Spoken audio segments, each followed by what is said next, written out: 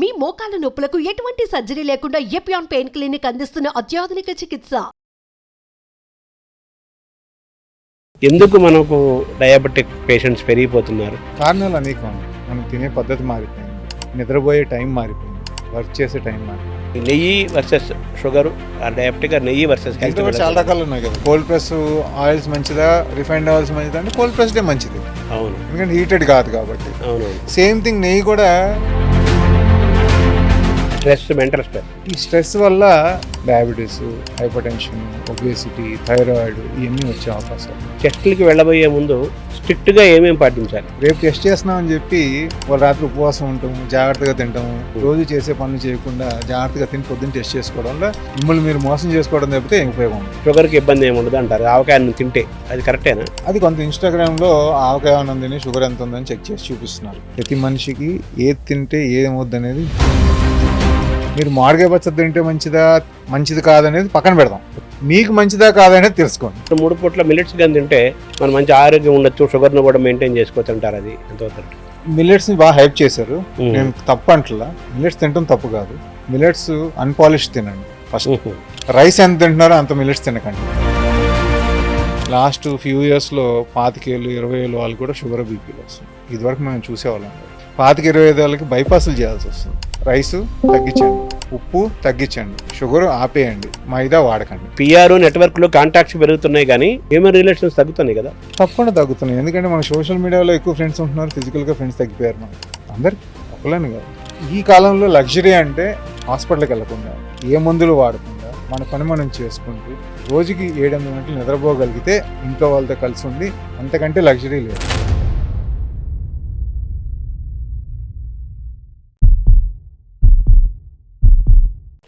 నమస్కారం. మనతో పాటు డాక్టర్ నందమూరి దిలీప్ గారు ఉన్నారు. వారు ఫిజిషియన్ అండ్ డయాబెటాలజిస్టు. భారతదేశం డయాబెటిక్ హబ్గా మారిందన్న విషయం మనకు తెలిసిందే. ముఖ్యంగా 2 తెలుగు రాష్ట్రాల్లో కూడా డయాబెటిక్ పేషెంట్స్ పెరుగుతున్నారు. ఈ నేపథ్యంలో మనం ఎలా అరికట్టాలి, ప్రివెన్షను, అలాగే కేరు, ఆహార నియమాలు, మిగతా విషయాలన్నీ కూడా డాక్టర్ గారి ద్వారా తెలుసుకునే ప్రయత్నం చేద్దాం. నమస్కారం అండి. ఎందుకు మనకు డయాబెటిక్ పేషెంట్స్ పెరిగిపోతున్నారు? హబ్గా ఎందుకు మారుతోంది మన భారతదేశం, ముఖ్యంగా మన తెలుగు రాష్ట్రాలు కూడా? కారణాలు అనేకం అండి. ఒకటి, మన జీవన శైలి మారిపోయింది, మనం పనిచేసే పద్ధతి మారిపోయింది, మనం తినే పద్ధతి మారిపోయింది, నిద్రపోయే టైం మారిపోయింది, వర్క్ చేసే టైం మారిపోయింది. భారతదేశం అంటే అగ్రికల్చరల్ కంట్రీ అనుకునే వాళ్ళం. అంటే కాయ కష్టం చేసి ఫిజికల్గా పనిచేసి మనం ముందుకెళ్ళేవాళ్ళం. అక్కడి నుంచి ఫిజికల్ పని పోయి కూర్చునే పని అయిపోయింది. మా డాక్టర్స్ కానివ్వండి, ఐటీ వాళ్ళు కానివ్వండి, ఎవరైనా కానీ కంప్యూటర్ కానీ మొబైల్తోనే పనిచేస్తున్నాం 90% ఆఫ్ ది పీపుల్. సో దానివల్ల ఏమైంది, మన ఆహార అలవాట్లేమో పాతకాలంలో ఉన్నాయి, మనం పనిచేసేదేమో కొత్త కాలంలోకి వచ్చాం. దానికి అనుగుణంగా మనం మారలేదు. పాతకాలంలో మనం పల్లెటూళ్ళలో పొలాల్లో పనిచేసేటప్పుడు మనం కార్బోహైడ్రేట్స్ అంటే రైస్ కానీ, గోధుమలు కానీ, జొన్నలు కానీ, ఏ రకమైన కార్బోహైడ్రేట్స్ తీసుకున్నా దానికి తగ్గగా మనం ఫిజికల్ యాక్టివిటీ చేసేవాళ్ళం పొద్దున్న సాయంత్రం. మన అదే అలవాట్లు చిన్నప్పటి నుంచి మన అమ్మమ్మలు కానీ, నాయనమ్మలు కానీ, మన మదర్ పేరెంట్స్ కానీ అలవాటు చేయడం వల్ల అదే అలవాటు అందరికీ ఉంది. కాకపోతే ఒక పీరియడ్ ఆఫ్ టైం మనం పని తక్కువ చేసుకుంటూ ఇప్పుడు ఏ పని చేయకుండా ఉన్నట్టు ఉంది మనకి పరిస్థితి. ఇదివరకు ఒక దోశ పిండికి చేయాలన్నా, ఒక ఇడ్లీ చేయాలన్నా దాన్ని రోల్లో రుబ్బటం, దాన్ని ఎన్ని ఫిజికల్గా పనిచేసేవాళ్ళు. నీళ్లు తోడాలంటే బావిలోంచి తోడటం, ఇవన్నీ పోయి అన్ని మెషిన్స్ వచ్చేసినాయి. ప్రతిదానికి మెషిన్స్ వచ్చినాయి. నడవడానికి కార్స్ వచ్చినాయి, అంటే బైక్స్, కార్స్, వివిధ రకాల వాహనాలు. సో దానివల్ల ఏమవుతుంది, మన యాక్టివిటీ తగ్గిపోయింది, కాకపోతే మన జీన్స్ అక్కడ ఆగిపోయినాయి. సో మనం అదే ఫుడ్ తింటూ తక్కువ యాక్టివిటీ చేయడం వల్ల ఏమవుతుంది, మనం వెయిట్ పెరుగుతున్నాం. వెయిట్ పెరిగేది కూడా ఎస్పెషలీ పొట్ట భాగంలో ఎక్కువ వెయిట్ పెరగడం వల్ల మన ఇంటర్నల్ ఆర్గన్స్, విసరల్ ఒబేసిటీ అంటాం, పొట్ట, ప్యాంక్రియాసు, లివరు, ఇంటెస్టైన్స్, వీటి మీద ఫ్యాట్ అనేది ఎక్కువ పేరుకుంటుంది. ఈ విసరల్ ఫ్యాట్ వల్ల ఇన్సులిన్ రెసిస్టెన్స్ వచ్చి ఉన్న ఇన్సులిన్ సరిగ్గా పనిచేయకపోవడం వల్ల ప్యాంక్రియాస్ ఇంకొంచెం ఇది పనిచేయట్లేదని చెప్పి ఇంకొంచెం ఇన్సులిన్ ప్రొడ్యూస్ చేయడం మొదలవుతుంది. అంటే ఎక్కువ ప్రొడ్యూస్ చేస్తూ ఉంటుంది. ఎక్కువ ప్రొడ్యూస్ చేసి కొన్ని రోజులకి ఏమవుద్ది, ప్యాంక్రియాస్లో ఇన్సులిన్ ప్రొడక్షన్ తగ్గిపోతుంది. సో ఒక పక్క ఇన్సులిన్ రెసిస్టెన్స్ ఉన్నదేమో సరిగ్గా పనిచేయదు, ఓ పక్కనేమో ప్రొడక్షన్ తగ్గిపోయింది. దానివల్ల బ్లడ్ షుగర్ లెవెల్స్ అనేవి పెరుగుతున్నాయి. ఒకసారి బ్లడ్ షుగర్స్ లెవెల్స్ పెరగడం వల్ల వచ్చేదాన్ని మనం డయాబెటీస్ అంటాం. మెయిన్గా డయాబెటీస్లో 2 రకాలు అనుకుంటాం, టైప్ 1, టైప్ 2 మేజర్గా. ఇంకా అబ్నార్మల్ టైప్స్ ఫ్యూ ఉన్నాయి కానీ రేర్గా చూస్తాను కాబట్టి దాని గురించి మనం ఆలోచించక అవసరం లేదు. టైప్ 1 టైప్ 2లో టైప్ 1 డయాబెటీస్ అనేది ఓన్లీ 100 డయాబెటిక్ పేషెంట్లు ఉంటే 5 నుంచి 10 మంది దాకా టైప్ 1 ఉంటారు. అంటే చిన్నపిల్లల్లో వచ్చే డయాబెటీస్ వాళ్ళకి తప్పనిసరిగా ఇన్సులిన్ వాడటం జీవితాంతం అవసరం పడుతుంది. మెజారిటీ పీపుల్ 95% పీపుల్కి వచ్చేది టైప్ 2 డయాబెటీస్. టైప్ 2 డయాబెటీస్ అనేది డెఫినెట్గా ఇది లైఫ్ స్టైల్ డిజార్డర్. ఇది డిజార్డర్ అని స్పెసిఫిక్ ఎందుకు చెప్తున్నాను అంటే డిసీజ్ కాదు. డిసీజ్ అంటే క్యూర్ ఉంటుంది, డిసార్డర్స్కి క్యూర్ ఉండదు. డిసార్డర్స్ అంటే మనం లైఫ్ స్టైల్లో వచ్చిన ఇబ్బందుల వల్ల బాడీ చేంజ్ అవ్వడం వల్ల వచ్చిందనమాట. సో డిసార్డర్ ఓన్లీ మేనేజ్ చేయగలుగుతాం. ఈ మేనేజ్ చేయగలిగేది మీరు లైఫ్ స్టైల్తో మేనేజ్ చేయడం అనేది ఇది లైఫ్ స్టైల్ డిసీజ్ కాబట్టి ఫస్ట్ చేయాల్సిన లైఫ్ స్టైల్ మోడిఫికేషన్. అది వర్కౌట్ అవునప్పుడు నెక్స్ట్ మెడిసిన్స్లో ట్యాబ్లెట్స్ అంటారు, ఇన్సులిన్ అంటారు, రకరకాలుగా వాడుకోవచ్చు. ఇదొకటి. రెండోది సర్కాడియన్ రిథమ్ ఒకటి పాడైపోయింది మనకి. ఎందుకంటే టైము నైట్ అమెరికా మన ఐటీ ప్రొఫెషనల్స్ అందరూ వివిధ దేశాలతో మనం పోటీపడి పనిచేయాల్సి వస్తుంది కాబట్టి నైట్ పని చేయడం మొదలెడుతున్నారు. బాడీకి ఎప్పుడో సర్కాడియన్ రిథమ్ ఉంటుంది. అంటే పొద్దున్నే లేవగానే కార్టిసాల్ ప్రొడ్యూస్ అవ్వాలి, కొంచెం గ్రోత్ హార్మోన్ ప్రొడ్యూస్ అవ్వాలి, ఈవినింగ్ అవుతుండే కార్టిసాల్ తగ్గాలి, ఓకే, స్లీప్ హార్మోన్ రావాలి. ఇవన్నీ బాడీలో ఉన్న మెకానిజమ్స్. మన స్లీప్ సైకిల్ మారిపోవడం వల్ల ఈ మెకానిజమ్సే పాడవుతున్నాయి. దానివల్ల కూడా ఈ లైఫ్ స్టైల్ డిజార్డర్స్ వచ్చే అవకాశాలు ఉంటాయి. మూడోది ప్రతిదీ మనం పరిగెడుతున్నాం. మనం పోటీ పెట్టి పరిగెత్తడం, పక్కన పోటీ చూసుకుని పరిగెత్తడం అనేది ఇంకోటి జరుగుతుంది. Stress, mental stress. ఈ స్ట్రెస్ వల్ల దానివల్ల కూడా మనకి హార్మోనల్ చేంజెస్ రావడం వల్ల ఈ life style disorders like diabetes, hyper tension, obesity, thyroid ఇవన్నీ వచ్చే అవకాశాలు ఉంటాయి. సో మన జీవనశైలి మారింది, మన ఆహార పద్ధతులు మారినాయి, మనం పనిచేసే పద్ధతులు మారినాయి, నిద్ర తక్కువ అయిపోయింది. దీనికి తోడు ఇప్పుడు ఇంట్లో వండుకోవడం మానేసాం. బయట ఫుడ్లు, junk food, junk non junk అనుకున్నా కానీ ఎంత హెల్తీ ఫుడ్ మనం బయట తీసుకున్నా దాంట్లో వాడే పదార్థాలు అవన్నీ కూడా తేడా ఉంటాయి. మన ఇంట్లో వాడినైతే ఎవరు వాడరు కదండి, జాగ్రత్తగా కొని వాడరు కదా. సో డెఫినెట్గా చేంజ్ ఉంటుంది. సో జంక్ అనటం కంటే కూడా బయట ఆహార పదార్థాలు ఏది తిన్నా ఎంతో కొంత రిస్క్ అనేది పెరుగుద్ది. దాంట్లో మనం కొంచెం హెల్తీ అనుకుంటాం, ఆర్గానిక్ అనుకుంటాం, కొంచెం వెజిటేరియన్ అంటారు, వీగన్ అంటారు, బర్గర్స్, పిజ్జా అంటారు. బట్ ఎనీథింగ్ మన స్వతహాగా చేసుకునే వాటిల్లో మనం ఏం వేస్తున్నాం, ఏం తినాలనేది మనకు తెలుస్తుంది. బయట వేసే దాంట్లో సగం చెప్తారు, సగం చెప్పరు. సో మనకు తెలియదు. డెఫినెట్గా అదంతా మనకి ఇబ్బందికరంగానే ఉంటుంది. ఈ 4-5 కారణాల వల్ల మన భారతదేశం వెస్టర్నైజ్ అయిపోయింది కదా. వెస్టర్నైజ్ అవ్వడం వల్ల అమెరికా పద్ధతిలోని మనకి రావడం వల్ల మనకి షుగర్ పెరగడం, మన లోపల బ్యాక్టీరియా కూడా కొంత మారిపోతుంది. గుడ్ బ్యాక్టీరియా ఏదైతే ఇంటెస్టైన్లో ఉండాల్సిందో అవన్నీ మారిపోతున్నాయి. అమెరికాలో ఇన్సిడెన్స్ అంటే ప్రతి సంవత్సరం డయాబెటీస్ వచ్చేవాళ్ళు ఎంతమంది అయినా చూసుకుంటే దాన్ని ఇన్సిడెన్స్ అంటాం. ఓవరాల్గా ఎంతమంది ఉన్నారంటే అది ప్రివలెన్స్ అంటాం. లాస్ట్ 5-10 ఏళ్ళలో డయాబెటీస్ ఇన్సిడెన్స్ అక్కడ తగ్గుతుంది, మనకి పెరుగుతుంది. అంటే వాళ్ళు ఇదంతా అనుభవించి కొంత చేంజ్ అవ్వడం మొదలెట్టారు. లైఫ్ స్టైల్ మనం ఇంకా అనుభవిస్తూనే ఉన్నాం. మనం చేంజ్ అనేది ఎప్పుడు వస్తే మనం కూడా ఆరోగ్యవంతులం అప్పుడు అవుతాం. ఇప్పుడు మనం 2025లో ఉన్నాం. పాతకాలంలో చూసుకుంటే మా ఫాదర్స్ కానీ మా నాయన వాళ్ళకి ఆహారం దొరకటమే కష్టం, దానికోసమే పనిచేసేవారు. ఆ ఒక్క స్ట్రెస్సే ఉండేది. మనకి రకరకాల స్ట్రెస్, ఏ బట్టలు వేసుకోవాలి, ఏ కారు కొనాలి, కంపారిజన్, ఏ వాచ్ కొనాలి, ఏ బెల్ట్ కొనుక్కోవాలి, ఏ షూ కొనుక్కోవాలి, ఎంత కొనాలి, వాళ్ళు కొన్నారు మనం కొనలేదు. సో నేను అనుకునేది ఏంటంటే ఈ కాలంలో లగ్జరీ అంటే హాస్పిటల్కి వెళ్ళకుండా, ఏ మందులు వాడకుండా, మన పని మనం చేసుకుంటూ రోజుకి 7-8 గంటలు నిద్రపోగలిగితే ఇంట్లో వాళ్ళతో కలిసి ఉండి అంతకంటే లగ్జరీ లేదు. అదే కంఫర్ట్, అదే లగ్జరీ. అది లగ్జరీ. యాక్చువల్గా మనం మెటీరియల్ థింగ్స్కి లగ్జరీ ఎక్కువ ఇస్తున్నాం. సో ఈ లగ్జరీ ఎప్పుడైతే మనం ఆలోచిస్తామో ఈ లైఫ్ స్టైల్ డిజార్డర్స్ మెల్లిమెల్లిగా తగ్గడం మొదలు. అంటే ఆ మెటీరియల్ కంఫర్ట్స్ కోసం కష్టపడి ఉన్న ఆరోగ్యాన్ని పోగొట్టుకోవడం, అంతే కదా. అంతే. శాశ్వతమైన ఆనందము, అసలైన ఆనందము, అసలైన ఆరోగ్యం ఎక్కడుందో మనం మిస్ అయిపోయి ఉరుగుల పరుగుల్లో. అసలైన లగ్జరీ అంటే ఫస్ట్ ఆరోగ్యంగా ఉంటాం. ఆరోగ్యంగా ఉండడానికి మనం ఏం చేయగలనేది ఎక్సర్సైజ్ కానివ్వండి, మనం తినే తిండి కానించి, మనం పడుకునేది కానించి, మన హ్యూమన్ రిలేషన్స్, మన ఫ్యామిలీ రిలేషన్స్ బాగుండే కానించి, దీనివల్ల వచ్చే ఆరోగ్యమే లగ్జరీ యాక్చువల్గా. ఆ లగ్జరీ లేక వచ్చేయే లైఫ్ స్టైల్ డిజార్డర్స్. ఇప్పుడు పిఆర్ నెట్వర్క్లో కాంటాక్ట్స్ పెరుగుతున్నాయి కానీ, పార్టీలు పెరుగుతున్నాయి కానీ హ్యూమన్ రిలేషన్స్ తగ్గుతున్నాయి కదా. తప్పకుండా తగ్గుతున్నాయి. ఎందుకంటే మన సోషల్ మీడియాలో ఎక్కువ ఫ్రెండ్స్ ఉంటున్నారు, ఫిజికల్గా ఫ్రెండ్స్ తగ్గిపోయారు మనకి అందరికీ, ఒకళ్ళని కాదు. అంటే అది మొత్తం that is the state of the life. Physical relations తగ్గినాయి, పోటీతత్వం పెరిగింది కాబట్టి మనకి తప్పదు ఈ లైఫ్ స్టైల్ డిజార్డర్స్. సో మనం ఎక్కడ ఏం చేయాలనేది మనం ఒక లిమిటేషన్ పెట్టుకోకపోతే తర్వాత ఆరోగ్యం పాడే ఇబ్బంది పడటం అనేది చూస్తూ ఉంటాం. మనకి రీసెంట్గా చూసుకుంటే లాస్ట్ ఫ్యూ ఇయర్స్లో 25 ఏళ్ళు 20 ఏళ్ళు వాళ్ళు కూడా షుగర్ బీపీలు వస్తుంది. ఇదివరకు మేము చూసేవాళ్ళం కదా.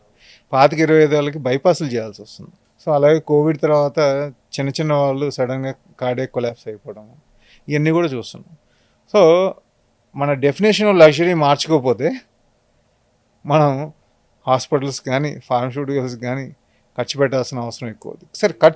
సరే సంపాదించాం, ఖర్చు పెడతాం, కాబట్టి దాంతో వచ్చే ఫిజికల్ ఇబ్బందుల్ని మనం మొత్తం తీసేయలేం కదా. మందులు కానీ డాక్టర్స్ కానీ హాస్పిటల్స్ కానీ ఫార్మా వాళ్ళు కానీ మేనేజ్ చేస్తున్నాం కానీ రిమూవ్ చేయట్లేదు కదా. అందుకే డిజార్డర్ అన్నారు కదా, ఆర్డర్లు పెట్టుకోవాలి. ఇంకోటి అందరూ అనుకుంటారు హాస్పిటల్స్ హెల్త్ మేనేజ్మెంట్ ఇన్స్టిట్యూట్స్ అనుకుంటారు.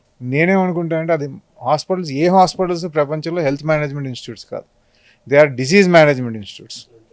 ఆరోగ్యం బాగుండాలంటే మనం మారాలి, మార్చలేవు, మనం మేనేజ్ చేసుకోవాలి. మైండ్ సెట్ మారినప్పుడే మనకి లైఫ్ స్టైల్ డిజీజెస్ అన్ని మారటానికి అవకాశాలు ఉంటాయి. ఫస్ట్ ఏం తింటున్నాం, ఎంతసేపు పడుకుంటున్నాం, ఎంత ఎక్సర్సైజ్ చేస్తున్నాం, మన బాడీ వెయిట్ మెయింటైన్ చేసుకుంటున్నాం లేదా, ఈ 4 మనం కోణాలు చూసుకుంటే ఒక టేబుల్కి 4 కోడలలాగా మనం ఆరోగ్యంగా ఉండడానికి అవకాశం ఎక్కువ ఉంటుంది. ఈ 4 ఏది మనం సరిగ్గా చూసుకోకపోయినా ఎప్పటికప్పుడు మనకి ఈ లైఫ్ స్టైల్ డిజార్డర్స్ వస్తాయి. దీనివల్ల వచ్చే ఇబ్బందులతో హార్ట్ అటాక్లు, పెరాలసిస్లు, నరాల ఇబ్బందులు, కళ్ళు పోవడం, కిడ్నీ ఫెయిల్ అయి తిరగడం ఇవన్నీ కూడా వచ్చే అవకాశం. చనిపోవడం అనేది వేరే విషయం, కానీ జీవితాంతం కాంప్లికేషన్తో ఉండటం అనేది, క్వాలిటీ ఆఫ్ లైఫ్ లేకపోవడం అనేది it is much bad then death. జీవోత్సవం అంటారు కదా. సో దానికి ఆలోచించాలి, ప్రతి మనిషి మనం ఆలోచించుకోవాలి ఈ ఎందుకు వస్తున్నాయి, దీన్ని మనం ఏం చేయగలుగుతాం. సో మీ చేతుల్లో ఆరోగ్యం పెట్టినంతసేపు మీరు హాస్పిటల్ రావాల్సిన అవసరం, డాక్టర్స్ దగ్గర రావాల్సిన అవసరం తగ్గుద్ది. సో అది ఎప్పుడు మారుతాం అనేది దాన్ని బట్టే మనకి లైఫ్ స్టైల్ డిజీజ్ మారుతాయి.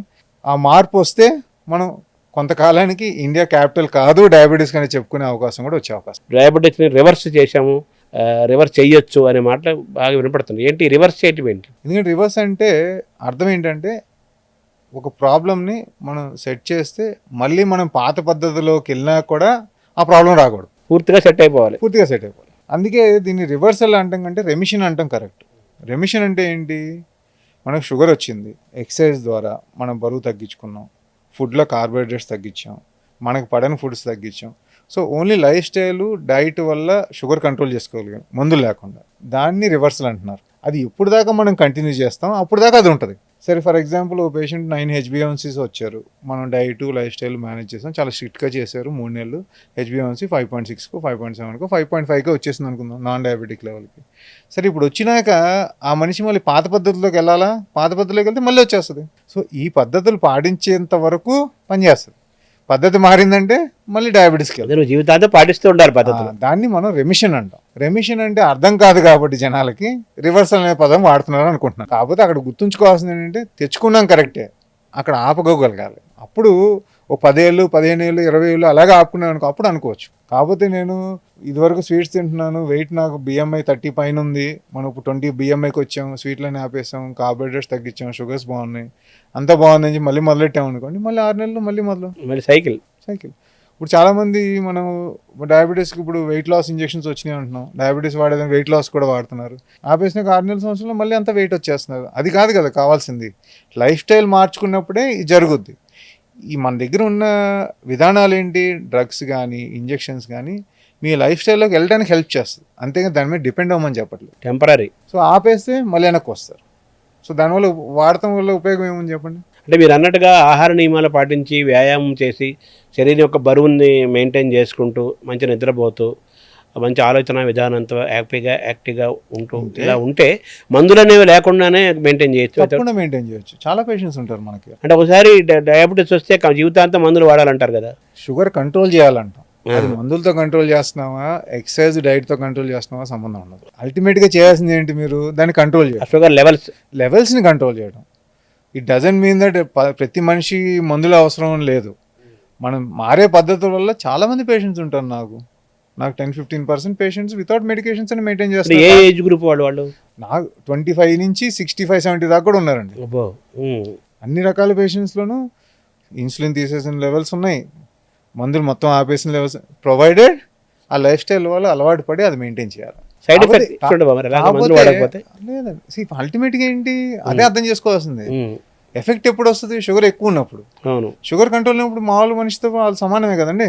సో షుగర్ లెవెల్స్ పెరిగే యాక్టివిటీస్ అన్ని నువ్వు ఆపేసి పెరగకుండాగానే చూసుకుంటే అదే అదే మీరు మామూలుగానే ఉన్నట్టు ఉంటారు. అంతే. దానివల్ల ఎఫెక్ట్ ఏముంటుందండి, ఇంకా ఆరోగ్యంగా ఉంటారు. ఓ, ఇంకా ఎక్స్ట్రా కెమికల్స్ ఇవ్వాల్సిన అవసరం లేదు కదా. అంటే అక్కడ బయోకెమికల్ మేనేజ్మెంటే కదా. బయోకెమికల్ మేనేజ్మెంట్ మేము ఫార్మస్యూటికల్ మెడిసిన్స్ మేనేజ్ చేస్తున్నాం. దాని బదులు మీరు కూడా కొంచెం మారితే మినిమల్ మెడికేషన్స్తో కానీ మెడికేషన్ లేకుండా కూడా మనం మేనేజ్ చేయొచ్చు. కాకపోతే మనం తినే ప్రాబ్లమ్స్ వల్ల మనం ఫుడ్, ఆల్కహాలు, స్మోకింగ్, ఊబకాయం వల్ల మెయిన్ లివర్లో ఫ్యాటీ లివర్స్ వస్తుంది. ఇప్పుడు మీరు ఎవరిని తీసుకున్నా ఆయన డయాబెటీస్ ఉన్నా లేకపోయినా ప్రతి మనిషికి 90% ఆఫ్ పేషెంట్ అల్ట్రాసౌండ్ చేస్తే గ్రేడ్ 1 ఫ్యాటీ లివర్ ఉంటుందండి. ఫ్యాట్ లివర్ మీద చేరుకుందంటే దాని పని అది చేసుకోలేని పరిస్థితిలో ఉంటుంది ఎంతో కొంత. లివర్ సరిగ్గా పనిచేయకపోతే మన బాడీలో ఉన్న టాక్సిన్స్ బయటకు వెళ్ళవు. మన బాడీలో టాక్సిన్స్ బయటకు వెళ్ళకపోతే వచ్చే ప్రాబ్లమ్స్ ఇవన్నీ. షుగర్ లెవెల్స్ ఉండాల్సిన దానికంటే అబ్నార్మల్గా ఉన్నాయి, లేకపోతే నార్మల్ కంటే భిన్నంగా ఉన్నాయి, తక్కువ ఎక్కువ ఉన్నాయి అని అది మనకి ఎలా తెలుస్తుంది? సంకేతం, సిమ్టమ్స్ ఏమైనా ఉంటాయా? జనరల్గా టైప్ 2 పేషెంట్స్ సిమ్టమ్స్ పెద్ద రావండి.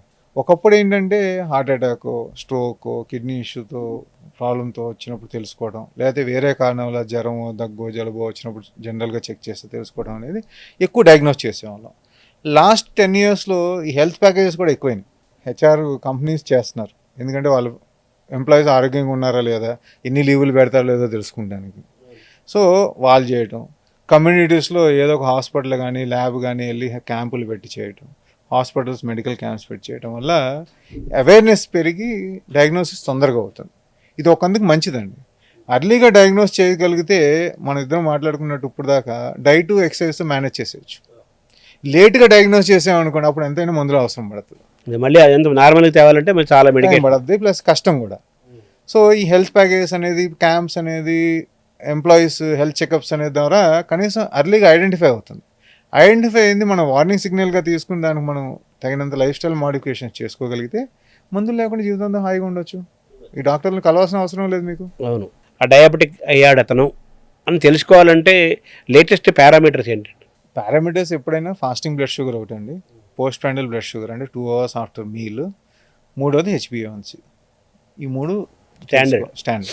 ఈ 3 కలిపి కోరిలేట్ చేసుకున్నప్పుడే తెలుస్తుంది. సరే, దీనికి అసోసియేటెడ్గా ఏమైనా ఉన్నాయా? ఇండియన్స్లో ట్రైగ్లిసరైడ్స్ ఎక్కువ ఉంటాయి, బ్యాడ్ కొలెస్ట్రాల్. ట్రైగ్లిసరైడ్స్ ఎక్కువ ఉన్న వాళ్ళు కూడా షుగర్ కంట్రోల్ ఎక్కువ ఉంటుంది. సో ప్రీ డయాబెటీస్లో మనం కనుక్కున్నాం అనుకోండి, ట్రైగ్లిసరైడ్స్ తగ్గిస్తే షుగర్స్ తగ్గిపోతాయి.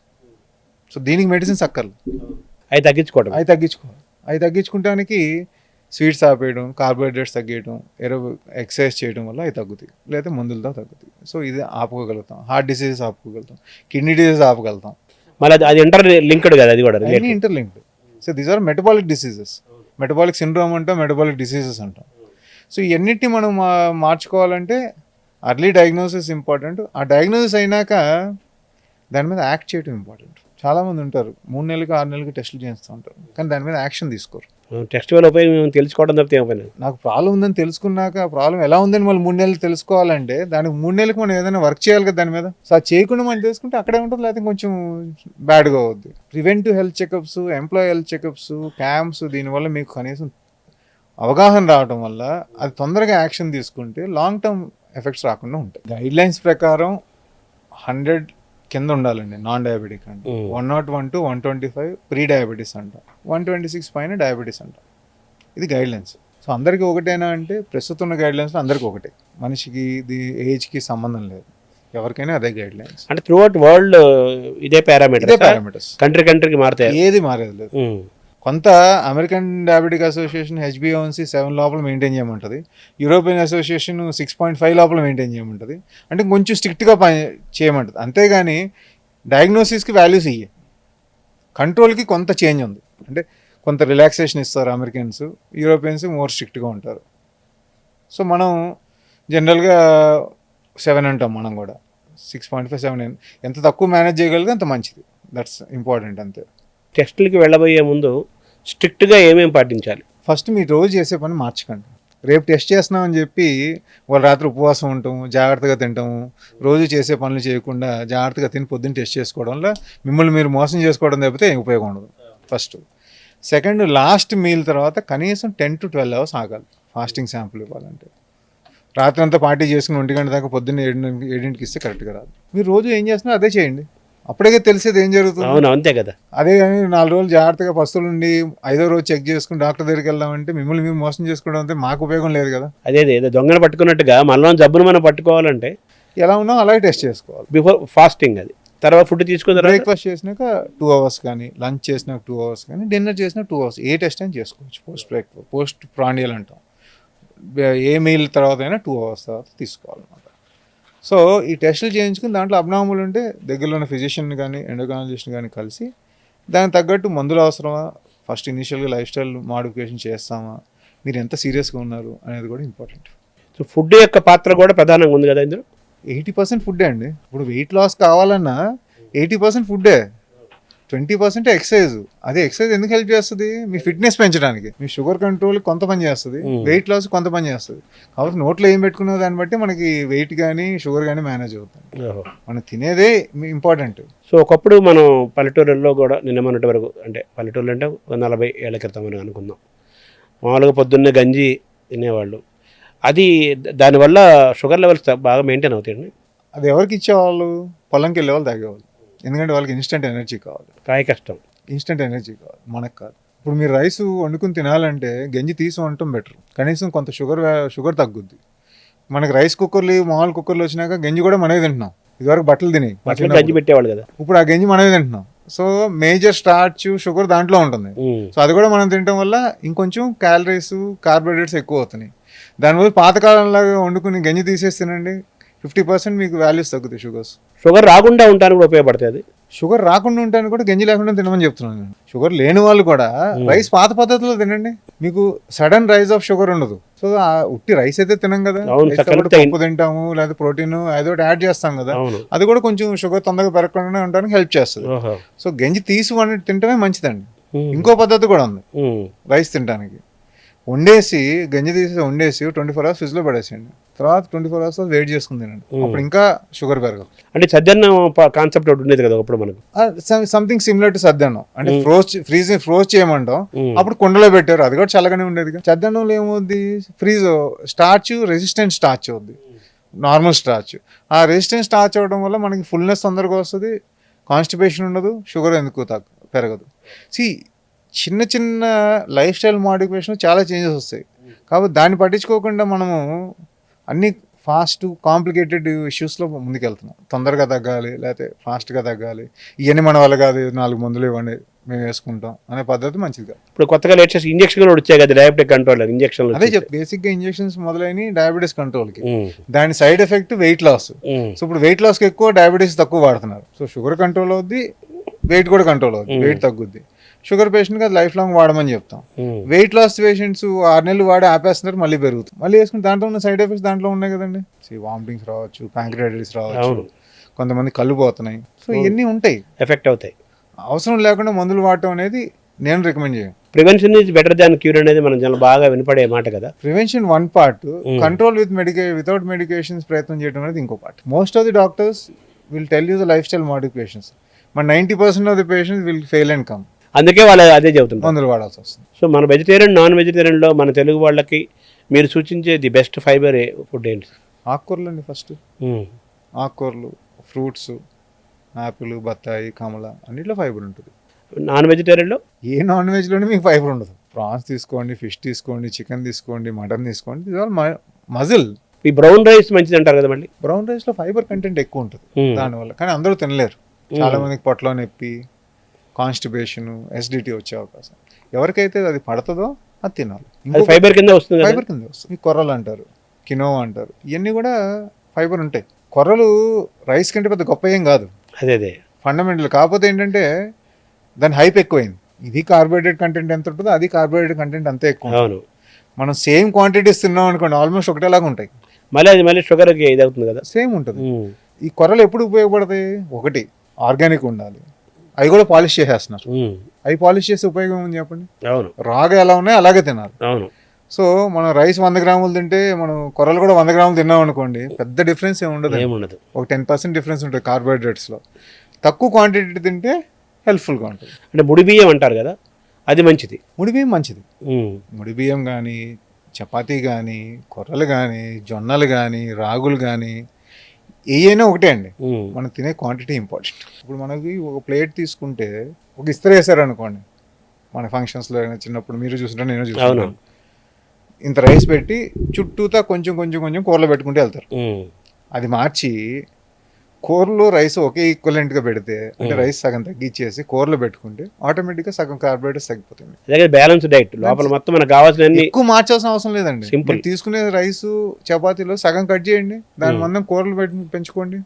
హెపటైట్ క్లియర్ అవుతుంది, ఫుల్నెస్ ఉంటుంది, స్ట్రెంత్ ఉంటుంది, తొందరగా షుగర్స్ పెరగవు, మందులు కూడా ఎక్కువ అవసరం పడదు. తర్వాత ఈ కొబ్బరి నీళ్ళు తాగటం కూడా చాలా మంచిది అంటారు. కొబ్బరి నీళ్ళకి కొబ్బరి నీళ్ళతో షుగర్ పెరుగుద్దండి, పెరుగుతుంది, డెఫినెట్గా పెరుగుద్ది.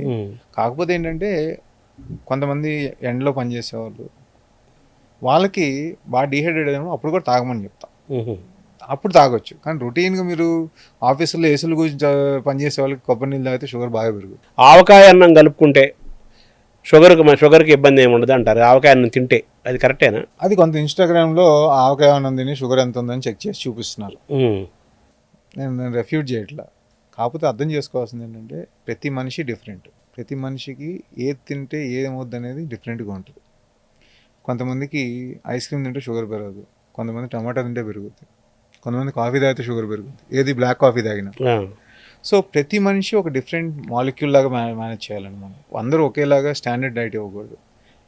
మేమేం చేస్తామంటే, అంటే మోస్ట్ ఆఫ్ ది డయాబెటాలజిస్టులు కొంచెం ఎక్స్పీరియన్స్ ఉన్న వాళ్ళు ఏం చేస్తామంటే, ఇప్పుడు మనకి CGMS అని అవకాశం ఉంది, అంటే గ్లూకోజ్ వేసుకుంటున్నారు కదా, షుగర్ ఉన్నా లేకపోయినా అది పెట్టేసి 14 days కానీ 28 days కానీ 2 times కానీ పెట్టేసి మీరు ప్రతిదీ తిన్నది రాయండి, దాన్ని షుగర్తో కోరిలేట్ చేసుకుందాం. దేనికి ఎక్కువ పెరుగుతుంది, దేనికి తక్కువ పెరుగుతుంది అని మీకే అర్థమవుతుంది. ఏదైతే సడన్ స్పైక్స్ ఉన్నాయో ఆ ఫుడ్ మీకు పడట్లేదు అని అర్థం. మన బాడీ మానేసండి, బాడీ పర్మిట్ అంతే. మీరు మామిడికాయ పచ్చడి తింటే మంచిది కాదనేది పక్కన పెడదాం, మీకు మంచిదా కాదనేది తెలుసుకోండి. సో అది మనిషికి వేరియేషన్ ఉంటుందా? మంచి వేరియేషన్ ఉంటుంది. ఒక ఇంట్లోనే నలుగురికి అన్నదమ్ములకి వేరియేషన్ ఉంటుంది, చూసి చెక్ చేసాం మేము. సరే, ఇప్పుడు ఆవకాయ అన్నం వర్సెస్ హెల్త్ని మీరు సైంటిఫిక్గా దాన్ని ఎలా చెప్తారు? ఆవకాయ అన్నం తింటాం కరెక్ట్, తప్పేం కాదండి. దాంట్లో ఏముంటుంది చెప్పండి, పచ్చి మామిడికాయ, 2 ఆవాలు, ఆవపిండి, నువ్వుల నూనె, ఉప్పు, ఎందుకంటే ఏమైనా ఉన్నాయండి దాంట్లో? అవే ఉంటాయి. ఇవే కదా. ఉప్పు ఎవరికి మంచిది కాదు? బీపీ పేషెంట్లకి, కిడ్నీ పేషెంట్లకి, హార్ట్ పేషెంట్లకి మంచిది కాదు. మిగతా తినొచ్చు కదా, అంటే రోజు అదే తినమని కాదు. అవును, అది పార్ట్ ఆఫ్. పాతకాలంలో కూడా రోజు మామిడికాయ పచ్చడి వేసుకుని ఎవరు తినేవాళ్ళు కాదు కదా, అది కూడా. సో నువ్వులు ఆరోగ్యానికి మంచి, ఆవు నూనె ఆరోగ్యానికి మంచిది, మామిడి పండు పచ్చిది షుగర్ ఏం పెంచదు. అవును, తింటాం తప్పలేదు. కాబట్టి మీకు వర్కౌట్ అవుతుందో లేదా అని చెక్ చేసుకో. నెయ్యి దివ్య ఔషధము, పరమౌషధము. నెయ్యి కంటికి మంచిది, బ్రెయిన్కి మంచిది, చాలా వాటికి మంచిది అంటారు కదా. ఈ నెయ్యి వర్సెస్ షుగర్, డయాబెటిక్, నెయ్యి వర్సెస్ హెల్త్ చాలా రకాలు ఉన్నాయి కదా మీరు మాట్లాడినట్టు. నెయ్యి ఎట్లా తీస్తాం అనే దాన్ని బట్టి. అవును, చాలా ఉన్నాయి. పాలలోంచి క్రీమ్లోంచి తీస్తామా, లేకపోతే పాలు పెరుగు చేసి వెన్నని చేస్తాం అనేది కూడా ఉంది కదా, దాన్ని బట్టి కూడా డిఫరెన్సెస్ ఉంది. ఆవు నెయ్యి, గేదె చాలా ఉన్నాయి. మళ్ళీ ఆవా గేదె ఒక పక్కన తయారు చేసే పద్ధతి, పెరుగు చేసి దాన్ని వెన్నం చేసి వెన్నలోంచి నెయ్యి తీయడం ఒక పద్ధతి, దానికి చాలా కాస్ట్ అవుద్ది. అదే పాల మీద మేగడ తీసేసి నెయ్యి చేయడం కాస్ట్ తక్కువ అవుద్ది. సో అందరూ అన్నీ అఫోర్డ్ చేయలేరు కదా. బెస్ట్ ఏంటి, వెన్నలోంచి వచ్చిన నెయ్యి. నెయ్యి మంచిదా కాదా అంటే మితంగా తీసుకుంటే అన్నీ మంచిగా అండి. నెయ్యి మంచిదే కదా అని చెప్పి రోజుకి 100 ml తాగారు అనుకోండి, 100 × 900 క్యాలరీ దాంట్లోనే వస్తుంది. 1 గ్రామ్కి 9 calories వస్తుంది నెయ్యి. సో 5 grams తీసుకోవడం వల్ల ఆరోగ్యానికి మంచిది, తీసుకోవడం తప్పులేదు, ఎవరైనా తీసుకోవచ్చు. మనకున్న ఎకనామిక్ స్టేటస్లో మన భారతదేశంలో కార్బోహైడ్రేట్స్ తినకుండా ఎవరు ఉండలేమండి. ఎందుకంటే చీపెస్ట్ ఫుడ్ అదే, డైజెస్టిబుల్ కదా, అది డైజెస్టిబుల్ చీపెస్ట్. మీరు అందరూ చికెన్ తినండి, మటన్ తినండి, గుడ్లు తినండి, కాస్ట్ అందరూ భరించగలుగుతారా? అవును, ఆ ఫ్రూట్స్ తినండి అంటే కష్టం. సో అందుకని ఉన్న దాంట్లో బేసిక్గా నేను చెప్పేది ఏంటంటే, మా పేషెంట్స్కి వచ్చిన వాళ్ళకి డైట్ అడుగుతారు, మీలాగా అడిగిన డైట్ చెప్పండి డాక్టర్గా.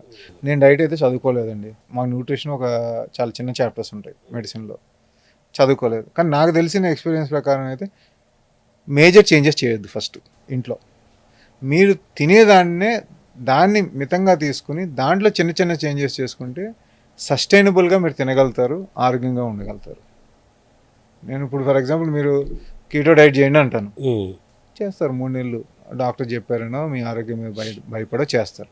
3 నెలల తర్వాత మళ్ళీ నార్మల్ డైట్లోకి వచ్చేస్తే మళ్ళీ అదే లెవెల్కి వస్తాం కదా. సో దాని బదులు చిన్న చిన్న చేంజెస్ రోజు చేసే దాంట్లో ఏం చేయగలుగుతాం అనేది చూసుకుంటే అది లైఫ్ స్టైల్లో ఒక భాగంగా తీసుకుంటే మీకు లైఫ్ బాగుంటుంది. వాళ్ళ షుగర్ వచ్చింది, బీపీ వచ్చింది, బాగా ఆర్థికంగా కంఫర్టబుల్గా ఉండి బాగా ఫైనాన్షియల్ వాళ్ళకి వాళ్ళు తినే ఆహారం లైఫ్ స్టైల్ వచ్చింది అన్నట్టుగా మాట్లాడుకునేవాళ్ళు. ఇప్పుడు మామూలుగా కాయకష్టం చేసే వాళ్ళకు కూడా వస్తున్నాయి కదా, ఎందుకు వస్తున్నాయి అంటారు? ఫిజికల్గా వర్క్ చేసే వాళ్ళకి కూడా వస్తున్నాయి కదా. ఒకటి జెనెటిక్స్ మారిపోయినాయి, క్వాలిటీ ఆఫ్ ఫుడ్ కూడా మారిపోయింది, దానివల్ల ఒక కారణం అవ్వచ్చు. సోషో ఎకనామిక్ స్టేటస్ తక్కువ ఉన్న వాళ్ళకి రాదు, డబ్బులు ఉన్న వాళ్ళకే వస్తుంది అనేది ఒక కాలం మాట. అప్పుడు ఏంటి, ఫుడ్ అవైలబిలిటీ కూడా తక్కువ ఉండేది. అవును, ఒక పూట తిని బతికేవారు చాలా మంది. అంతే, ఏదో రాగి సంగటి, ఏదో అన్నం అలా పచ్చడి. ఇప్పుడు 100% అన్న కానీ 90% ఆఫ్ ది పీపుల్ ఫుడ్కి అయితే డోకా లేదండి. గవర్నమెంట్ స్కీమ్స్ కానీ వాట్ ఎవర్, అవునవును, మన సొసైటీస్ కానీ ఎన్జిఓస్ కానీ వాట్ ఎవర్ హెల్ప్ వల్ల కానీ సోర్సెస్ కూడా పెరిగాయి కదా. సోర్సెస్ పెరిగి ఒక 90% ఆఫ్ పీపుల్కి అయితే మాత్రం తినడానికి ఫుడ్కి అంటే క్వాలిటీ ఫుడ్ మాట్లాడలేదు, అదే తినడానికి ఫుడ్ అయితే దొరుకుతుందండి. సో దానివల్ల చేంజ్ అయిపోద్ది కదా, దానివల్లే ఎక్కువ అవుతుందని నా ఆలోచన. సో ఇప్పుడు అనుకోవాల్సింది, బేసిక్గా చేయాల్సింది ఏంటంటే ఫండమెంటల్గా మీరు తినే పదార్థాలు ఇంట్లో మార్చుకోండి, తినే పద్ధతులు మార్చుకోండి, ప్యాక్ చేసినవి నిల్వ ఉంచినవి తినటం మానేయండి, షుగర్ మానేయండి, ఆటోమేటిక్గా మీ ఆరోగ్యాలు బాగుపడతాయి. 3 వైట్స్ మానేస్తే తగ్గుద్దండి, 4 రైసు తగ్గించండి, ఉప్పు తగ్గించండి, షుగర్ ఆపేయండి, మైదా వాడకండి, అన్నీ వైటే కదండి. సరే, ఇప్పుడు షుగరు సంకేతాల్లో ఈ కాళ్ళకు వాపులు కూడా ఒకటి చెప్తారు, అది కరెక్టేనండి? అది షుగర్ వల్ల వాపులు రావడం కాదు కానీ షుగర్ వల్ల హార్ట్ డిసీజెస్ కానీ కిడ్నీ డిసీజెస్ కానీ బీపీ పెరగడం వల్ల కాలు వాపులు వచ్చే అవకాశం. డైరెక్ట్గా షుగర్ వల్ల కాలు వాపులు రావు, కాకపోతే పుండ్లు వచ్చే అవకాశాలు ఉంటాయి. షుగర్ కంట్రోల్ చేస్తే గ్యాంగ్రీన్, అల్సర్స్ వచ్చే అవకాశాలు ఉంటాయి. సో మన సిమ్టమ్స్ ఏంటి సార్? షుగర్ బేసిక్గా సిమ్టమ్స్ కాలు తిమ్మిళ్ళు, నీరసం, సడన్గా వెయిట్ తగ్గిపోవటం, యూరిన్ ఎక్కువ వెళ్ళటం, తొందరగా అలసిపోవటం, హెయిర్ లాస్, ఇవన్నీ కూడా యూరినరీ ఇన్ఫెక్షన్స్ రావటం, ఇవన్నీ షుగర్ సిమ్టమ్స్గా తీసుకోవచ్చు.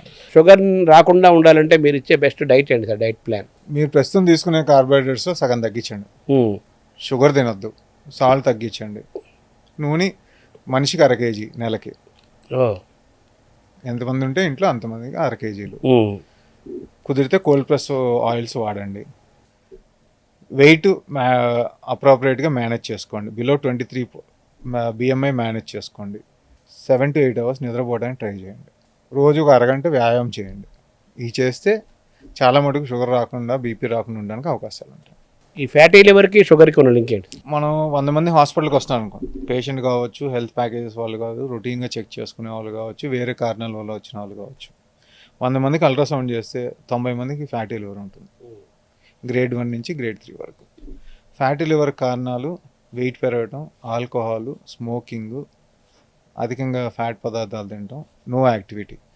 ఫ్యాటీ లివర్ అంటే మన లివర్ స్ట్రక్చర్ మీద ఫ్యాట్ పెరిగిపోవడం, విసరల్ ఫ్యాట్ అది పెరిగిపోవడం వల్ల లివర్ సరిగ్గా పనిచేయకపోవడం వల్ల ట్రైగ్లిసరైడ్స్ పెరుగుతాయి. ఒకటి కొలెస్ట్రాల్ పెరుగుద్ది, హార్ట్ డిసీజెస్ వస్తాయి. ట్రైగ్లిసరైడ్స్ పెరిగితే షుగర్ వస్తుంది, షుగర్ వస్తే మళ్ళీ హార్ట్ డిసీజెస్ వస్తాయి. సో అలాగే వదిలేశారనుకోండి లివర్ని, గ్రేడ్ 2, గ్రేడ్ 3 కింద లివర్ ఫెయిల్యూర్కి వెళ్ళిపోతాడు, అది ఇర్రివర్సిబుల్. గ్రేడ్ 3 దాటిందంటే ఇర్రివర్సిబుల్. ఇంకా గ్రేడ్ 3 వరకు మనం వెనక్కి తీసుకురావచ్చు మన ఆహారాలు. మెయిన్ ఫ్యాటీ లివర్ తగ్గాలంటే వెయిట్ తగ్గాలి, కార్బోహైడ్రేట్స్ తగ్గించాలి, ఎక్సర్సైజ్ చేయాలి, ఈ 3 ఇంపార్టెంట్. ఆల్కహాల్, స్మోకింగ్ ఉండకూడదు, అది కంపల్సరీ. సో షుగర్ లెవెల్స్ పెరగటం వల్ల, షుగర్ లెవెల్ సరిగ్గా లేకపోవటం వల్ల ఎరెక్షన్ కూడా ప్రాబ్లం వస్తుంటారు కదా. తప్పకుండా ఎరెక్టైల్ డిస్ఫంక్షన్ అనేది న్యూరోపతి వల్ల పోద్దండి. నరాలు, నర్వ్స్ షుగర్ ఎక్కువ ఉండడం వల్ల డ్యామేజ్ అవుతుంది, అడ్వాన్స్ గ్లైకేషన్ ప్రొడక్షన్ రిలీజ్ అవుతుంది, దానివల్ల నరాలు డ్యామేజ్. ఆ నరాలు డ్యామేజ్ అవ్వడం వల్ల ఎరెక్టైల్ డిస్ఫంక్షన్ వస్తుంది. షుగర్ కంట్రోల్ చేస్తే చాలా మటుకు వెనక్కి వస్తుంది, బట్ లాంగ్ టర్మ్గా కంట్రోల్ చేయలేదనుకోండి పర్మనెంట్గా ఇబ్బంది వస్తుంది. తర్వాత కన్ను కూడా ఎఫెక్ట్ అవుతుంటారు. కన్నులో వచ్చేదాన్ని మళ్ళీ రెటినోపతి అంటాం, రక్తనాళాలు బ్లీడింగ్ రావటం, లేకపోతే బ్లైండ్నెస్ రావటం అనేది, ఇది కూడా షుగర్ పెరగటం వల్ల వచ్చే ఇబ్బందులు. రెటినోపతి ఉందంటే డెఫినెట్గా కిడ్నీ ప్రాబ్లం కూడా ఉంటుంది. కొంతమందికి నరాలు ఎఫెక్ట్ అవుతాయి, కొంతమందికి ఐ ఎఫెక్ట్ అవుతాయి, కొంతమంది హార్ట్ ఎఫెక్ట్ అవుతాయి, కొంతమందికి కిడ్నీస్ ఎఫెక్ట్ అవుతాయి, కొంతమందికి బ్రెయిన్ స్ట్రోక్ వస్తాయి, రకరకాలు. అందరికీ అన్నీ రావాలని లేదు, అన్నీ ఒక లైన్లో రావాలని లేదు, మనిషికి డిఫరెన్స్ ఉంటుంది. అలాగే మిల్లెట్స్ కానీ 3 పూట్ల మిల్లెట్స్ కానీ తింటే మనం మంచి ఆరోగ్యం ఉండొచ్చు, షుగర్ను కూడా మెయింటైన్ చేసుకోవచ్చు అంటారు. అది ఎంతవరకు కరెక్ట్? మిల్లెట్స్ని బాగా హైప్ చేశారు, నేను తప్పు అంటలా. మిల్లెట్స్ తినడం తప్పు కాదు, మిల్లెట్స్ అన్పాలిష్ తినండి ఫస్ట్. రైస్ ఎంత తింటున్నారో అంత మిల్లెట్స్ తినకండి. క్వాంటిటీ ఉండకూడదు. క్వాంటిటీ పెంచితే అది కార్బోహైడ్రేట్స్ ఉంటాయండి, అది ఎక్కడ పోదు, అది కార్బోహైడ్రేట్ సోర్సే. ఉమ్. ఎనీ గ్రెయిన్స్, కినోవా అనుకోండి, రైస్ అనుకోండి, వీట్ అనుకోండి, మిల్లెట్స్ అనుకోండి, జవార్ అనుకోండి, ఏదైనా అన్ని గ్రెయిన్సే, అన్నిట్లో కార్బోహైడ్రేట్స్ ఉంటాయి. ఓ. ప్రోటీన్ కంటెంట్ కొంతమందిలో ఎక్కువ, కొన్నిట్లో తక్కువ ఉంటుంది. ఫైబర్ కంటెంట్ కొంతమందిలో ఎక్కువ ఉంటుంది, కొంత తక్కువ ఉంటుంది. అంతేగాని కార్బోహైడ్రేట్ ఫ్రీ కాదండి. షుగర్కి ఏదో దివ్యాషోధం కాదు మిల్లెట్స్. ఉమ్. మనం అది కూడా మితంగా తింటే మనకు హెల్ప్ చేస్తుంది. ఇదనే- ఒకటి, దాన్ని మళ్ళీ పాలిష్ చేస్తున్నారు అనుకోండి వేస్ట్, ఉమ్. దాన్ని పౌడర్ చేశారు అనుకోండి ఉమ్. అది ఇంకా వేస్ట్, అది మైదాతో సమానం. సో మీరు అవాయిడ్ వైట్స్ అన్నారు కానీ మనంతా వైట్స్ చుట్టూనే ఉంది కదా మన ఆహారం అంతా ఇలాగా. వైట్ చుట్టూతోనే ఉంది, నేను కాదంటే తినొద్దని చెప్పట్లేదుగా, ఉమ్. తగ్గించండి అని చెప్తున్నా. మీరు పని అంత లేదు కదా, మీరు ఇన్స్టెంట్ ఎనర్జీ రావాల్సిన కాయ కష్టం ఏం పడుతున్నామండి మనం. అంటే మన ఎక్సర్సైజ్ కూడా చేయట్లేదు, మనం ఖర్చు పెట్టేది తీసుకునేది ఖర్చు పెట్టేది మధ్య బ్యాలెన్స్ ఉండాలి. అంతే కదా. ఫ్యాట్స్ అనేవి ఫిక్స్డ్ డిపాజిట్స్, అవును. ప్రోటీన్స్ అనేది ఇప్పుడు కార్బోహైడ్రేట్స్ కరెంట్ అకౌంట్. ఆహా.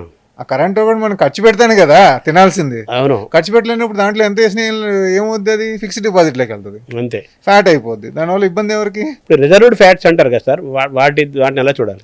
అది విసరల్ ఫ్యాట్తో ప్రాబ్లం అండి. స్కిన్కి సబ్క్యూటేనియస్ ఫ్యాట్తో ఇబ్బంది ఉండదండి. మన పేగులు, మన లివరు, ప్యాంక్రియాస్, పొట్టబయనికి పేరుకునే ఫ్యాట్తోనే ఇబ్బంది ఉంటుంది. అది మెయిన్గా వచ్చేది ఇన్యాక్టివిటీ వల్ల, స్ట్రెస్ వల్ల, ఎక్కువ కాప్స్ తినడం వల్ల. ఇప్పుడు ట్యాబ్లెట్స్, ఇన్సులిన్ ఇవి కాకుండా అడ్వాన్స్డ్ ఏమైనా ఉన్నాయా? ఇంకా టాబ్లెట్స్ ఉన్నాయి, ఇన్సులిన్స్ ఉన్నాయి, ఇప్పుడు ఇంజెక్షన్స్ GLP-1 ఎనలాగ్స్ అని వచ్చినాయి, డయాబెటీస్ కంట్రోల్ చేయడానికి, వెయిట్ కంట్రోల్ చేయడానికి. ఇంతవరకే ప్రస్తుతానికి. ఇన్సులిన్లో 4-5 రకాలు, GLP-1 ఎనలాగ్స్లో 4 రకాలు, మందుల్లో ఒక 7-8 రకాలు ఉంటాయి. ఏ పేషెంట్కి ఏది అవసరమో దాన్ని బట్టి చేయాలి మనం. సో మీరు సూచించే ఒక డయాబెటాలజిస్ట్గా మీరు పబ్లిక్ ఇచ్చే మెసేజ్ ఏంటి సార్? షుగర్ విషయంలో షుగర్ రాకుండా ఉండాలి అంటే ఏం చేయాలి, అలాగే షుగర్ వస్తే దాన్ని ఎలా మెయింటైన్ చేసుకోవాలనే విషయంలో. ఫస్ట్ పబ్లిక్ ఇచ్చే మెసేజ్ ఏంటంటే, maintain your health your self. అంటే మీ ఆరోగ్యం మీ చేతిలో ఉంది, దాన్ని కాపాడుకోండి. ఫస్ట్ కాపాడుకోవడానికి మితంగా తినటం, కొంత వ్యాయామం చేయటం, చక్కగా పడుకోవటం, ఫ్యామిలీ రిలేషన్స్ మెయింటైన్ చేయటం, కార్బోహైడ్రేట్స్ తగ్గించటం. ఇది చేస్తే మీకు షుగర్ రాకుండా ఉంటుంది. ఒకవేళ వచ్చింది అనుకోండి, సరే డాక్టర్ గారి దగ్గరికి వెళ్ళి సొంత వైద్యాలు చేయకుండా డాక్టర్ గారి ఒపీనియన్ తీసుకుని లైఫ్ స్టైలు, మెడికేషన్స్ ఏది అవసరం ఉంటే మీకు అది ఫాలో అయితే మీరు ఆరోగ్యంగా ఉండడానికి అవకాశాలు ఉంటాయి. సో జెనెటిక్స్ పాత్ర కూడా మనం చూడాలి. జెనెటిక్స్ పాత్ర, ఇప్పుడు జెనెటిక్స్ చెక్ చేస్తున్నారు, షుగర్ వస్తుందని మీకు చెప్తాను నేను, వచ్చే అవకాశాలు ఉంది మీ జెనెటిక్స్లో. ఇప్పుడు ఏం చేయాలి మీరు? అవును, దాన్ని మెయింటైన్ చేసుకోవాలి. అవును, today's luxury is being healthy. This is the point you have to know. అదే లగ్జరీ అంటే పెద్ద పెద్ద ఇంపోర్టెడ్ కార్లో తిరిగి ఉంటాం కాదు, నువ్వు ఆరోగ్యంగా ఉన్నావు. ఆరోగ్యంగా ఉండటంత లగ్జరీ ఏది లేదు. సో మెంటల్ హెల్త్ కూడా ఈక్వల్ ఇంపార్టెంటా? డెఫినెట్గా అండి. స్ట్రెస్ అంటే మెంటల్ హెల్తే కదండి. స్ట్రెస్ తగ్గించుకుంటేనే హార్మోన్లు బ్యాలెన్స్ ఉంటుంది, షుగర్ రాకుండా ఉంటుంది. సో భవిష్యత్తులో భారతదేశం అమెరికా తరహాలో డయాబెటిక్ పేషెంట్లు తగ్గించుకునే పరిస్థితులు వస్తాయనే ఒక విశ్వాసం తప్పకుండా రావాలండి. ఎందుకంటే సోషల్ మీడియాని మనం అన్నిటికీ వాడుకుంటున్నాం. పేషెంట్ అవేర్నెస్కి, హెల్త్ అవేర్నెస్ కూడా వాడుకుని దాన్ని ఇంబైబ్ చేసుకోగలిగితే, మనం అవగాహన పెంచుకోగలిగితే మన హెల్త్ కూడా బాగుంటుంది, మనం కూడా డయాబెటీస్ వచ్చే వాళ్ళని తగ్గించుకోగలుగుతాం. అంటే ప్రివెన్షన్లో భాగంగా ఏకసూత్రం ఏంటి సార్? ప్రివెన్షన్లో భాగంగా ఫస్ట్ విజిలెంట్గా ఉండండి, హ్యాబిట్స్ ఏమున్నాయో ఆపండి. ఇదివరకు మేము బ్యాడ్ హ్యాబిట్స్ అనేవాళ్ళం, స్మోకింగ్, ఆల్కహాల్. ఇప్పుడు అంటే కోపం వస్తుంది అందరికీ, సో అందుకని హ్యాబిట్స్ అంటున్నాం. Smoking, alcohol, tobacco, chewing, all other drugs, anything, this are all risk for health. Know yourself. అంతే కదా. చిన్నపిల్లలు కూడా వాళ్ళు ఫుడ్ షుగర్ లెవెల్స్ పెంచి అటాచ్ అయిపోవచ్చు. షుగర్ లెవెల్స్కి అటాచ్ అవుతున్నారు. కాకపోతే కొంత ట్రెండ్ కొత్త చూస్తున్నాం. జెన్జీ అంటారు ఇప్పుడు, కొత్త జనరేషన్ వాళ్ళని. They are averse to alcohol, they averse to smoking. వద్దు అనే ఆలోచనలో ఇప్పుడే మొదలవుతుంది. Because health awareness. అప్పుడు ఇట్లా 2 జనరేషన్లు హెల్త్ అవేర్నెస్ వస్తే థర్డ్ జనరేషన్ మనం కూడా హెల్తీగా అయిపోతాం. అంటే చిన్నపిల్లలు చాక్లెట్లు, ఐస్ క్రీములు అవి మనమే నేర్పియాలి కదండి. Best teachers are parents. అవును, మన అలవాట్లు బాగుంటాయి ఇంట్లో, వాళ్ళే కూడా ఆటోమేటిక్గా అదే వచ్చేస్తుంది. తర్వాత ఈ షుగర్లో ఇంకోటి వింటుంటాం సార్, ఈ బెల్లంతో చేసిన మంచివి మామూలు పందారు కంటే అంటారు కదా, అది కరెక్టేనా? బెల్లం దేంట్లో నుంచి వచ్చిందండి? ఆ చెరుకు నుంచి కదా. అదే ఏదైనా ఒకటే, చిన్న రాయి పెద్ద రాయి, దెబ్బ అయితే తగులుద్ది, కొంచెం తొందరగా తగ్గుద్ది, కొంచెం లేట్గా తగులుద్ది, నొప్పి అయితే పుడద్దు. నొప్పి అయితే మినిమం గ్యారంటీ స్కీమ్. సో ఓవరాల్గా మన ఆహారం విషయంలో, మన ఆలోచనలు, ఆహారము, జీవన శైలి విషయంలో మనం అప్రమత్తంగా ఉండటం, క్రమశిక్షణగా ఉంటే మనం ఆరోగ్యంగా ఉండొచ్చు. అంతే కదా. అంతే. బేసిక్గా ఏంటంటే మిమ్మల్ని మీరు చూసుకోండి, మీకు హాస్పిటల్స్ డాక్టర్స్ వెళ్ళే అవకాశం తగ్గుతుంది. Thank you doctor. నమస్కారం.